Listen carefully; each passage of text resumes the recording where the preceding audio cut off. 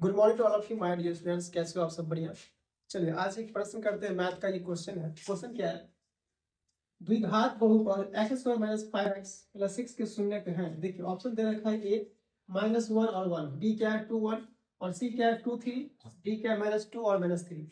तो हमें इस क्वेश्चन को सॉल्व करना है और देखना है कि कौन सा ऑप्शन होगा। चलिए हल करते हैं। हल में क्वेश्चन क्या है, इसको मान लेते हैं बहुपद p। x के लिए है तो x कर लेते हैं, px equal x square minus 5x plus 6। ठीक है। अब यहाँ पे देखिए बाबू क्या कह रहा है, शून्यक है तो शून्यक है या नहीं है उसके लिए हम क्या करेंगे, जो भी मान है इसके इक्वल में क्या करेंगे, शून्य का रखेंगे। यानी कि ये हो जाएगा x square minus 5x plus 6 equal 0। अगला स्टेप क्या होगा हमारा, जो x का है बाबू, x का मान निकालना है। यहाँ पे x का मान कैसे निकलेगा, देखो ये हो गया a b c। आप क्लास 9 में अगर पढ़े होंगे, ठीक है, गुणनखंड का अगर पढ़े होंगे थोड़ा सा भी तो आपको पता होगा क्या करना है। यहाँ पे सबसे पहले क्या करेंगे, दोनों में क्या होगा, ये मल्टीपल होगा, गुना होगा। ए और सी करेंगे। ए और सी यहाँ पे क्या देगा बाबू, ए गुने सी। ए और सी क्या देगा हमें, एक्स स्क्वायर इंटू 6, यानी कि 6x स्क्वायर हो जाएगा। ये ए गुने सी अगर करेंगे तो क्या हो जाएगा, 6x स्क्वायर। अब अगला स्टेप क्या होगा हमारा, ये जो 6 है इंटू में जो है 6, इस 6 को क्या करेंगे, खंड करेंगे। और खंड में जो है ना दो ही खंड रखना है, यानी कि 2 इंटू 3 हो जाएगा ये। अब देखिए 6 को क्या किए, खंड किए। अब यहाँ पे खंड होने के बाद इस बी वाले पार्ट को देखो, क्या है -5x।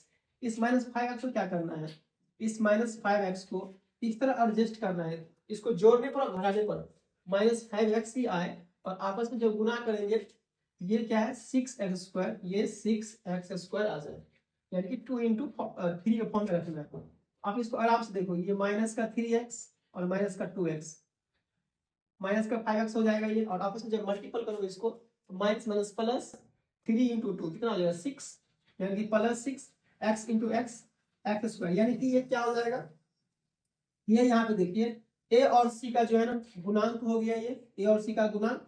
और इसको आपस में जब हम जोड़ेंगे ये क्या हो जाएगा -5x। इसको इस तरह से लिख सकते हैं हम, x square -3x -2x plus 6 equal 0।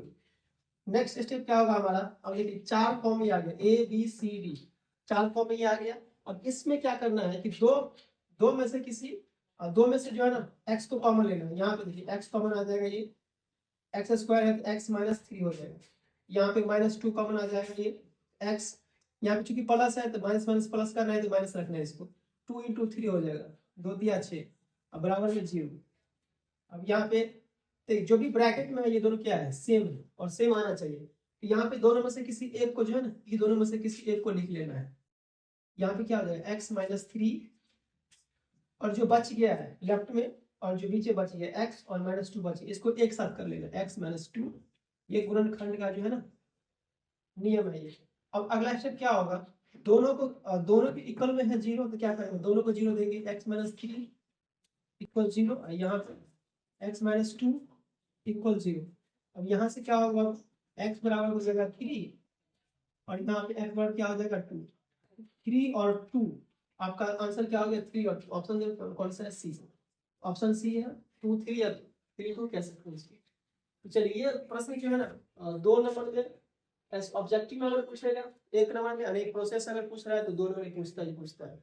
Bihar board में क्लास 10 में जो बच्चा अगर क्लास 10 का 2026 में एग्जाम दे रहे हो उन बच्चों के लिए जो है ना बहुत ही इंपॉर्टेंट क्वेश्चन है ये।